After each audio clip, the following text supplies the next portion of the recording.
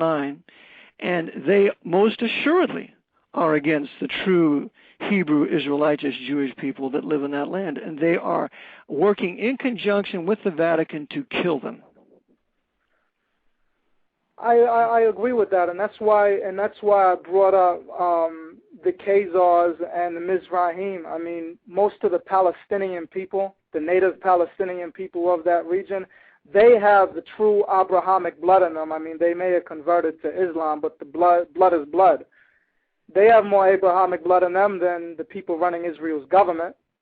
And like you said, the reason why the Palestinians and the Hebrews continue to kill each other is because it keeps them away from what's really going on in the region. And that's where the Jesuits want to erect their New World Order. That's correct. Now, I do not agree with the theory of the 13th tribe. I do not agree that the Jews in Israel today are the Khazars. I did a study on that a couple of years ago and came to the conclusion after I consulted the old dictionaries of the 1800s that that was a new theory that was put forward by the Jesuits in Austria about the 1910s or so. Yes, that's correct. So the racial Jews, they have not lost their identity. They've maintained their identity. But they are being persecuted, and they will continue to be persecuted. And furthermore, they're going to be persecuted here in North America. They're going to be mass murdered here. And the Jesuits are using the nations that they're resident in, particularly here in North America, which is their last great stronghold, to kill as many of them as they can with the coming martial law we have in fascism, while driving a portion back to Israel for their intended final annihilation, as what the Vatican has promised, because as long as there are a racially Jewish people that is recognizable, that is a threat to the Vatican. All right, so that covers Zionism. What about the Talmud? What do you think of the Talmud? Well, the Talmud is a very evil document. I think it's somewhat 60 volumes. It was first codified in the 5th century, or put together, but it wasn't printed until the 15th century. I believe that the Talmud was put together by Jews serving the papacy, aided and abetted by certain priests, because the parallels between the Talmud and canon law are very much identical.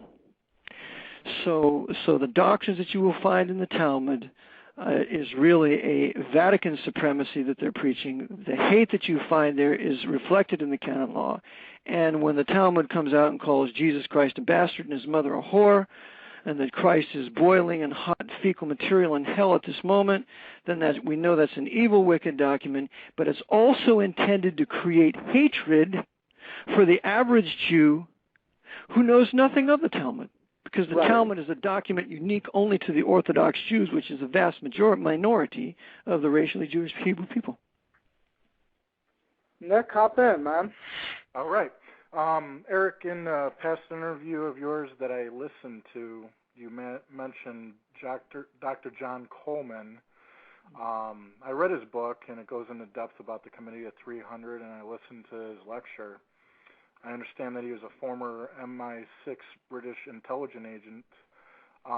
Is most of his information valid? I think a lot of it is. But what he even said Redinger, who was one of the founders of the Bilderberg Group, was a Jesuit and a high Freemason, which was a very good piece of information. It got elsewhere also. But what he does is, he's obviously a Roman Catholic, and he defends the historic, the oldest Knights of Malta, St. John of Jerusalem, and he distinguishes those Knights of Malta from the British branch and says the British branch is evil, but the old branch is good.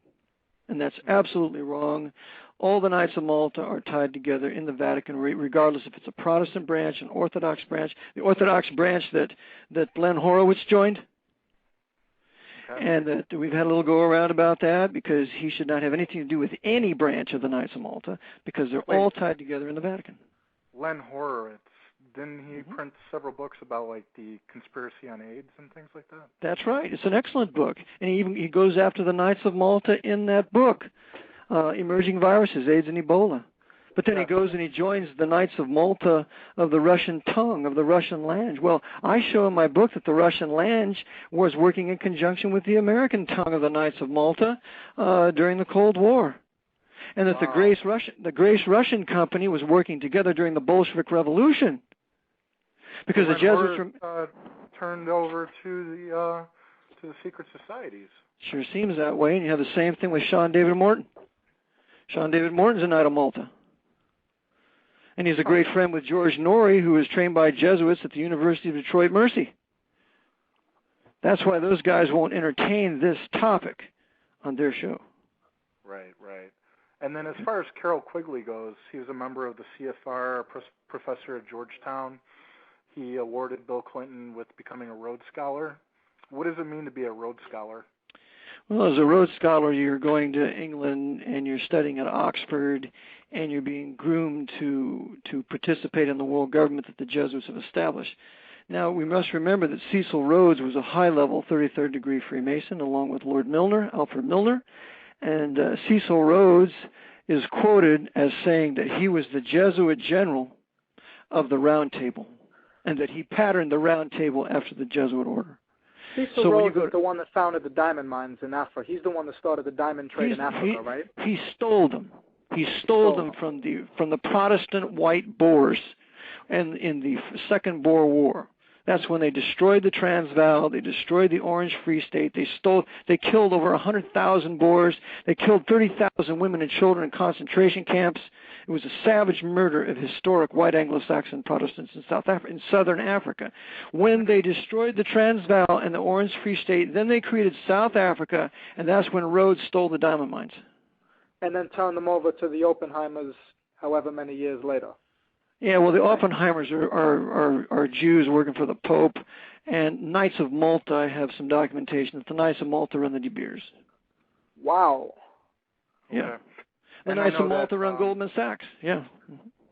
80 to 90% of all the natural resources that are being extracted from Africa are owned by British business elitists, from what I read. They're owned by the Cartel Capitalist, High Knights of Malta, and High Freemasons, who are subject to the Pope of Rome as well as the Queen of England. Remember, the master of the Queen of England is the Archbishop of London, the Archbishop of Westminster. The master of the Archbishop of Westminster is the Jesuit provincial there in London. So she curtsies to the Jesuit provincial and the Archbishop. And so she's a Dame of Malta also. I have a picture in my slide presentation of her. So she is completely in the hands of the Pope, and thus all the big cartel capitalists, and I'm not against capitalism, I'm against cartel capitalism. All the cartel capitalists in England are knights subject to the Vatican by way of the Queen.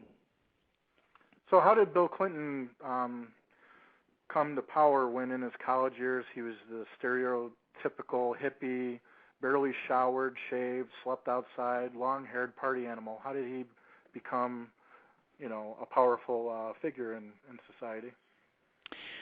Well, according to Sherman Skolnick, Bill Clinton is really a Kennedy, I believe, Kennedy or a Rockefeller. So he is part of a royal bloodline. So they brought him, they had made him a Rhodes Scholar, they gave him his education at Georgetown. He was the most popular student at Georgetown when he was senior class president, the closest to the Jesuit order. He was a personal friend of Richard McSorley. Richard McSorley was the confessor to Jackie after Kennedy was assassinated. Richard McSorley met with Clinton in Oslo, Norway, with his anti-war propaganda campaign. So Clinton was completely in the hands of Timothy Healy, the head of Georgetown University. In fact, there's a picture at Georgetown of Clinton kneeling at the grave of Timothy Healy, and behind him is standing Leo J. O'Donovan, who was then the president of Georgetown, and I wanted that picture for my book. And that secretary there, the black secretary that was working in the president's office, said, "No way. What do you want that picture for? Blah, blah, blah." And she kicked me out of the office. So they don't want that connection of the Jesuits being that obvious to Bill Clinton. Right. Now, as far as Carol Quigley goes, would you say that he was a whistleblower and kind of helped out the average person to realize the agendas? No. I regard Carol Quigley as a traitor. Carol Quigley was the deep personal friend of Jesuit Edmund Walsh. Jesuit Edmund Walsh was the most powerful Jesuit in America from about 1919 to 1956 when he died. Edmund Walsh was the founder of the